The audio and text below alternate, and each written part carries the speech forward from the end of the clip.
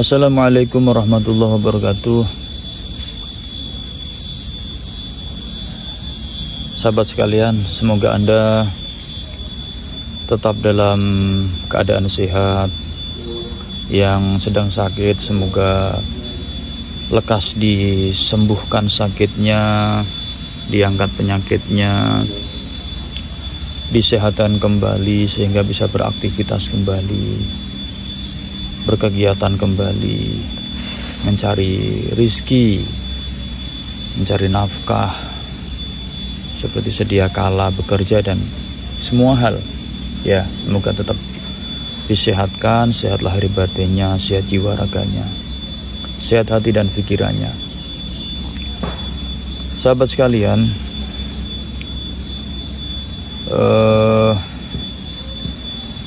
melanjutkan pembicaraan yang kemarin. Kemarin kan kita bahas tentang mistis dan mistisisme. Nah, ini masih ada kaitannya dengan dua hal itu.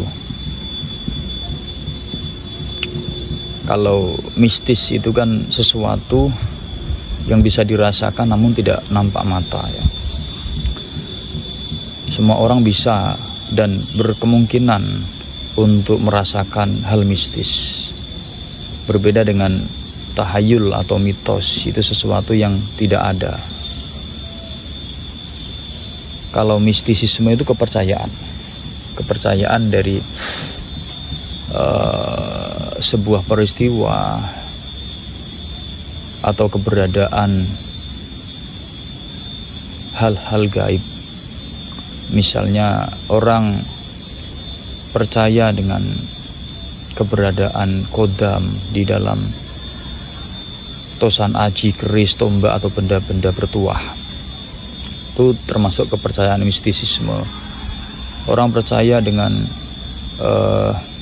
roh-roh leluhur, percaya dengan adanya penghuni gaib di dalam tempat-tempat wingit atau tempat-tempat angker atau pohon besar yang di sana ada, dipercaya ada penunggu gaibnya. Itu termasuk orang-orang yang menganut paham mistisisme. Namun di dalam mistisisme itu ada sebuah laku untuk mendatangkan gaib, atau sengaja dilakukan untuk mendatangkan sebuah tuah. Nah, ini sering dilakukan oleh orang-orang yang menganut kepercayaan mistisisme. Nah, perbuatan itu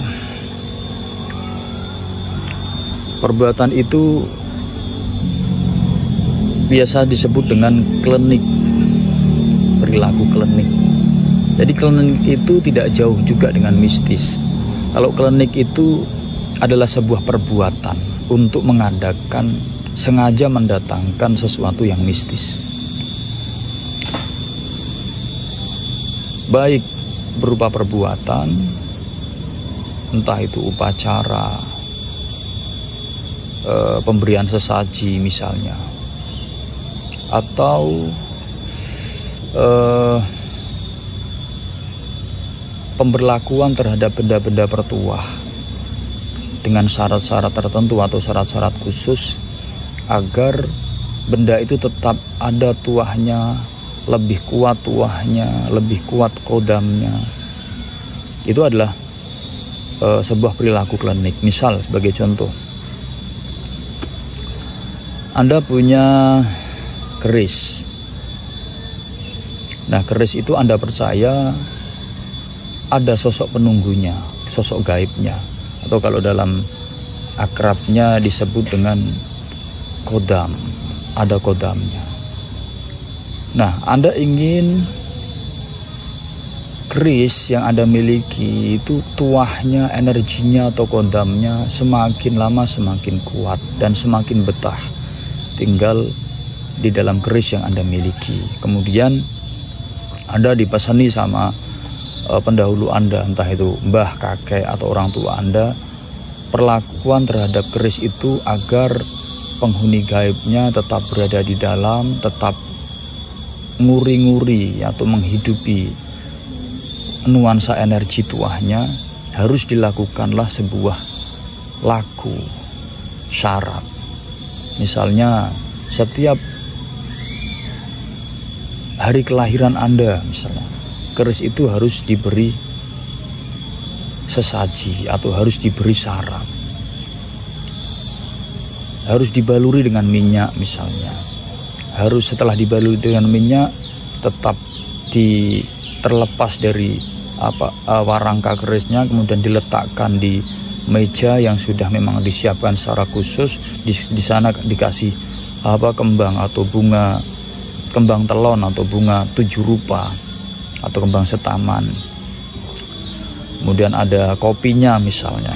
Nah, itu termasuk perbuatan atau perilaku klinik, karena yang dilakukan itu adalah memang disengaja untuk mendatangkan tuah atau menguatkan tuah yang ada di dalam keris itu.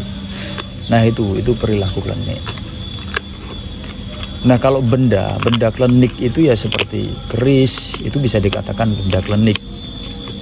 Kemudian jailangkung bahkan itu bisa dikatakan benda klinik, karena upacara jailangkung itu kan dilakukan untuk memanggil makhluk halus.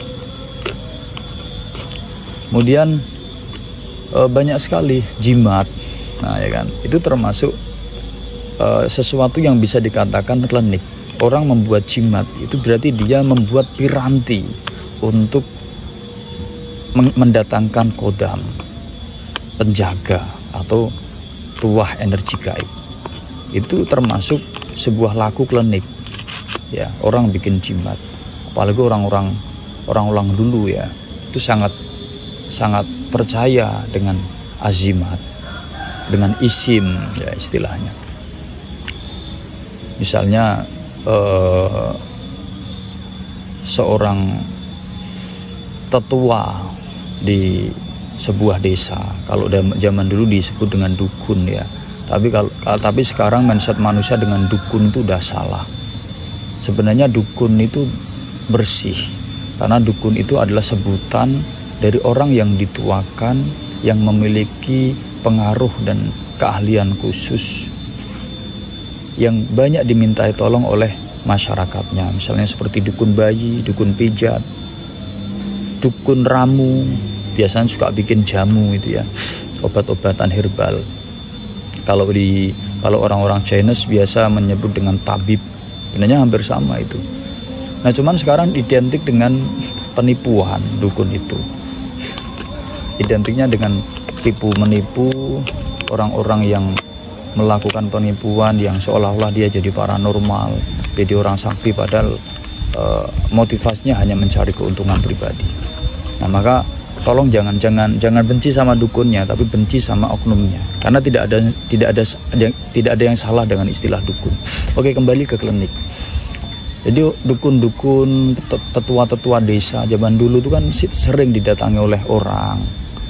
Ketika misalnya ada anak atau bayi rewel, yaitu datang ke tetua atau orang yang memang dituakan di tempat itu, minta kalung misalnya, kalung azimat. Nah, kemudian dibikinkan sama dukun itu. Setelah dibikinkan, dibacakan doa-doa. Nah, doa-doa itu dibacakan adalah memanjatkan doa kepada Tuhan ya, dengan bahasa mantra, bahasa yang sudah teramu dalam bentuk mantra. Nah, misalnya sebenarnya sama aja ya, cuman beda tuahnya. Sebenarnya itu permohonan kepada Tuhan, ya Tuhan, semoga azimat atau isim yang saya tulis ini Engkau isi dengan tuah energi yang bisa menenangkan si bayi agar tidak rebel lagi. Cuman mungkin bahasanya dibikin bahasa-bahasa daerah, bahasa Jawa berupa mantra. Kemudian ditiupkan. Setelah ditiupkan, dilakukan penguncian agar energi itu tetap tinggal di dalam azimat yang sudah dibikin oleh tetua itu. Nah, apa yang dilakukan tetua itu disebut dengan klinik, sesuatu yang klinik yang memang sengaja mendatangkan tuah gaib. Itu sahabat sekalian. Nah, ketika seseorang melakukan sebuah perbuatan atau laku klinik, tolong dipahami, bukan berarti kemudian dia mengagungkan atau bahkan menuhankan kodam gaib atau jin yang ia undang. Bukan. Bisa jadi perilaku klinik itu dilakukan adalah sebagai sebuah bentuk penghormatan kepada sesama makhluk Tuhan, agar hantu jin yang berada di tempat tertentu tidak mengganggu keberadaan manusia. Misalnya di sebuah desa yang terpencil atau di sebuah desa pelosok misalnya, di sana ada sebuah tempat yang wingit, yang terkenal banyak penghuni gaibnya. Padahal tempat wingit itu di seberangnya adalah jalan yang menjadi arus lewat masyarakat sekitar. Nah, kemudian ada salah satu orang ya yang dianggap tahu atau tetua lah kita katakan, sesepuh, itu setiap Selasa Kliwon atau setiap Jumat Kliwon itu meletakkan sesaji di situ, meletakkan kembang setaman. Nah, tujuannya bukan mengagungkan atau menyembah, itu bukan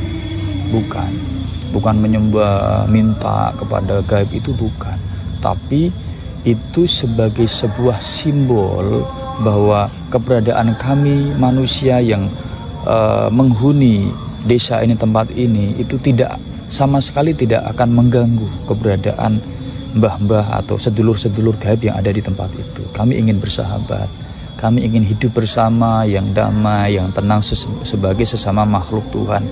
Itu maksudnya sebenarnya. Nah, kembang 7 rupa ini, kopi ini adalah sebagai tanda penghormatan kami kepada Anda, bahwa kami sangat menghormati Anda sebagai sesama makhluk Tuhan, makhluk Allah. Itu sebenarnya, jadi sebagai penghormatan. Nah, karena bahasa yang dipahami itu oleh mereka, nah ketika tidak dilakukan sebuah jalinan atau tali silaturahmi antara orang yang tahu agar kondisi aman itu, maka bisa jadi makhluk gaib yang ada di situ ketika ada orang yang lewat di situ itu dianggap mengganggu. Apalagi misalnya orang lewat itu tidak sengaja nyempar atau nyenggol barang atau sesuatu yang diistimewakan atau diopeni oleh makhluk gaib yang ada di sana. Bisa jadi marah, dan orang yang nyempar atau nyenggol itu keperanjingan atau diganggu, gitu ya. Jadi tolong dipahami, itu salah satu. Jadi yang dilakukan itu termasuk klinik. Yang dilakukan oleh tetua itu memberikan ubur rampai sebagai sebuah bentuk silaturahmi, bahwa inilah bentuk penghormatan kami kepada Anda. Jadi termasuk mengakui keberadaan makhluk halus dengan memberikan simbol atau sesaji silaturahmi, sesaji sebagai simbol penghormatan keberadaan mereka. Itu juga termasuk perilaku perbuatan klinik. Itu ya. Itu sahabat sekalian. Jadi tolong kita berpikirnya itu tidak melulu kepada hal yang kita pahami, yang kita jadikan sebagai acuan mutlak. Misalnya kita mengikut paham agama tertentu, kemudian perilaku seseorang yang tidak sesuai dengan agama kita, yang tidak sesuai dengan ajaran yang kita anut, kita jadi salah, neraka, kafir, dan seterusnya. Jangan seperti itu. Selama perbedaan itu tidak merugikan orang, bukan sebuah perbuatan yang jahat, yang menyakiti, tidak melanggar syariat. Kalau kita beragama Islam, kita rasa tidak masalah. Kita hormati perbedaan itu, kita hormati arah-arah pandang yang mungkin berbeda dan tidak selaras dengan kita. Saya kira itu sahabat sekalian sekilas tentang klinik. Semoga bermanfaat dan tetap semangat ya. Anda harus tetap semangat mengarungi hidup ini. Insya Allah kita selama kita masih mau berpikir baik, berbuat baik, kita tetap dalam lindungan, rahmat dan pertolongan Tuhan Yang Maha Esa. Semoga bermanfaat. Wassalamualaikum warahmatullahi wabarakatuh.